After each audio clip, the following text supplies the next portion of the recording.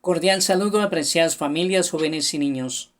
En este momento de encuentro personal con el Señor, vamos a hablar de la Iglesia Católica. La misión, exigencia de la catolicidad de la Iglesia. Iniciemos en el nombre del Padre, del Hijo y del Espíritu Santo. Amén. La tarea misionera implica un diálogo respetuoso con los que todavía no aceptan el Evangelio. Los creyentes pueden sacar provecho para sí mismos de este diálogo, aprendiendo a conocer mejor cuánto de verdad y de gracia se encontraba ya entre las naciones, como por una casi secreta presencia de Dios. Si ellos anuncian la buena nueva a los que la desconocen, es para consolidar, completar y elevar la verdad y el bien que Dios ha repartido entre los hombres y los pueblos, y para purificarlos del error y del mal, para gloria de Dios, confusión del diablo y fidelidad del hombre. Cuarto, la Iglesia es apostólica. La Iglesia es apostólica porque está fundada sobre los apóstoles, y esto en triple sentido. Fue y pertenece edificada sobre el fundamento de los apóstoles. Efesios capítulo 2 versículo 20. Testigos escogidos y enviados en misión por el mismo Cristo. Guarda y transmite con la ayuda del Espíritu Santo que habita en ella la enseñanza, el buen depósito, las sanas palabras oídas a los apóstoles. Sigue siendo enseñada, santificada y dirigida por los apóstoles hasta la vuelta de Cristo, gracias a aquellos que les suceden en su ministerio pastoral. El colegio de los obispos, a los que asisten los presbíteros juntamente con el sucesor de Pedro y sumo pastor de la Iglesia, porque no abandonas nunca a tu rebaño, sino que por medio de los santos pastores los protege y conserva, y quiere que tengas siempre por guía la palabra de aquellos mismos pastores a quienes tu Hijo dio la misión de anunciar el Evangelio. La misión de los apóstoles. Jesús es el enviado del Padre. Desde el comienzo de su ministerio, llamó a los que él quiso y vinieron donde él. Instituyó 12 para que estuvieran con él y para enviarlos a predicar. Evangelio de San Marcos capítulo 3, versículo 13 y 14. Desde entonces serán sus enviados. Es lo que significa la palabra griega apóstoli. En ellos continúa su propia misión. Como el Padre me envió, también yo os envío.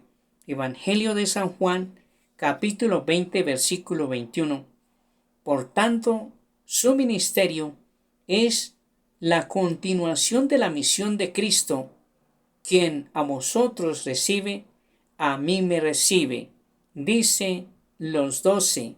Evangelio de San Mateo capítulo 10 versículo 40. Jesús los asocia a su misión recibida del Padre. Como el Hijo no puede hacer nada por su cuenta. Evangelio de San Juan capítulo 5 versículo 19 al 30. Sino que todo lo recibe del Padre que le ha enviado.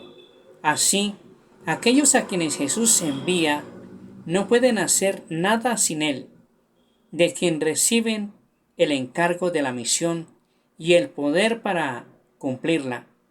Los apóstoles de Cristo saben por tanto que están calificados por Dios como ministros de una nueva alianza. Segunda de Corintios capítulo 3 versículo 6. Ministros de Dios. Segunda de Corintios capítulo 6 versículo 4. Embajadores de Cristo. Segunda de Corintios capítulo 5 versículo 20. Servidores de Cristo y administradores de los misterios de Dios. Primera de Corintios capítulo 4 versículo 1. En el encargo dado a los apóstoles hay un misterio intransmisible: ser los testigos elegidos de la resurrección del Señor y los fundamentos de la Iglesia. Pero hay también un aspecto permanente de su misión.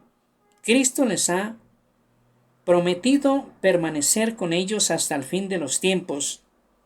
Esta misión divina, confiada por Cristo a los apóstoles, tiene que durar hasta el fin del mundo, pues el Evangelio que tienen que transmitir es el principio de toda la vida de la Iglesia.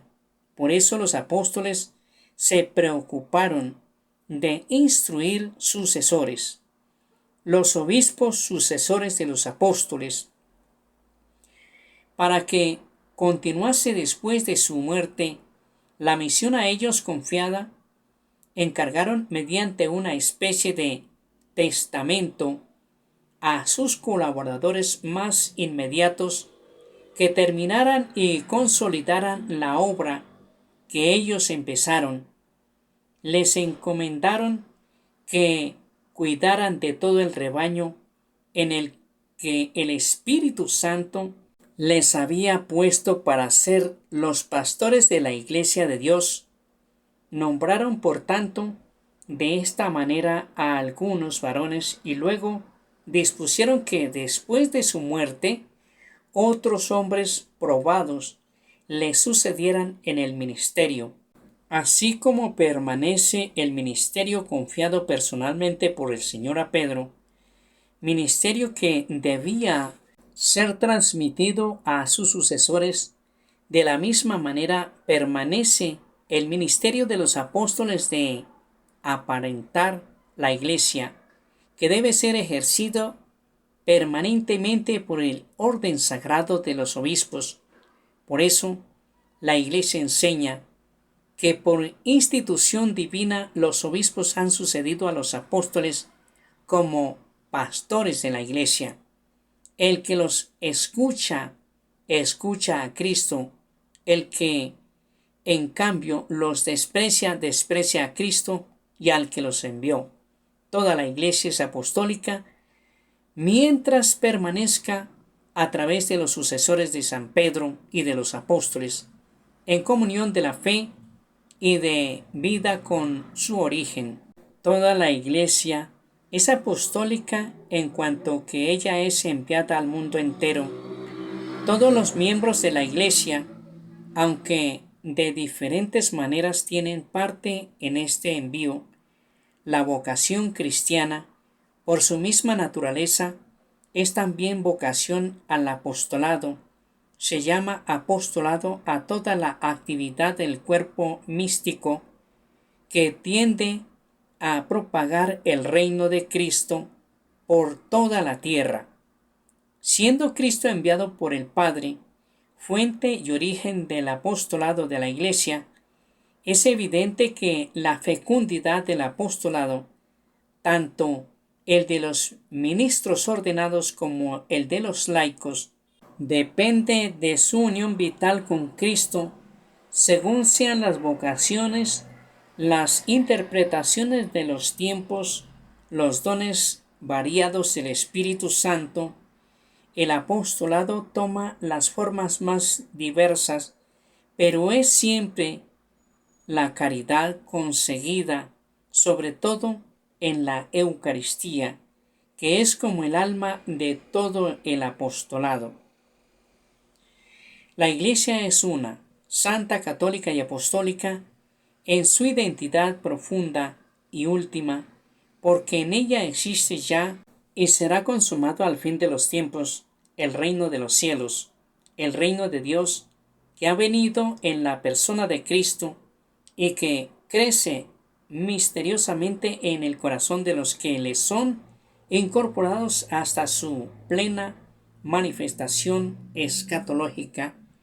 Entonces todos los hombres, rescatados por él, hechos en el Santo e inmaculados en presencia de Dios en el amor, Efesios capítulo 1 versículo 4, serán reunidos como el único pueblo de Dios, la esposa del Cordero, Apocalipsis capítulo 21 versículo 9, la ciudad santa que baja del cielo de junto a Dios y tiene la gloria de Dios, Apocalipsis capítulo 21 versículos 10 y 11, y la muralla de la ciudad se sienta sobre 12 piedras que llevan los nombres de los 12 apóstoles del Cordero, Apocalipsis capítulo 21 versículo 14.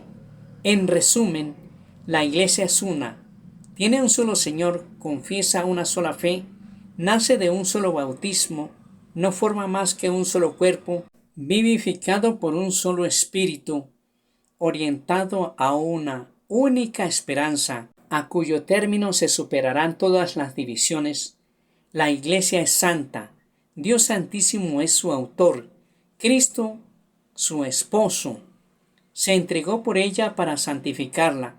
El espíritu de santidad la vivifica, aunque comprenda pecadora, ella es inmaculada, aunque compuesta de pecadores. En los santos brilla su santidad, en María es ya la enteramente santa. La Iglesia es católica, anuncia la totalidad de la fe, lleva en sí y administra la plenitud de los medios de salvación. Es enviada a todos los pueblos, se dirige a todos los hombres, abarca todos los tiempos, es por su propia naturaleza misionera. La Iglesia es apostólica, está edificada sobre sólidos cimientos, los 12 apóstoles del Cordero. Apocalipsis capítulo 21 versículo 14. Es indestructible, se mantiene infaliblemente en la verdad. Cristo la gobierna por medio de Pedro y los demás apóstoles presentes en sus sucesores, el Papa y el Colegio de los Obispos. La única Iglesia de Cristo de la que confesamos en el credo, que es una, santa, católica y apostólica, subsiste en la Iglesia católica gobernada por el sucesor de Pedro y por los obispos en comunión con él. Sin duda, fuera de su estructura visible, pueden encontrarse muchos elementos de santificación de verdad. Para gloria del Padre, del Hijo y del Espíritu Santo, el Señor nos bendiga y nos guarde de todo mal, nos conceda la gracia de vivir en su paz y su amor, y nos guarde para la vida eterna. En el nombre del Padre, del Hijo y del Espíritu Santo. Amén.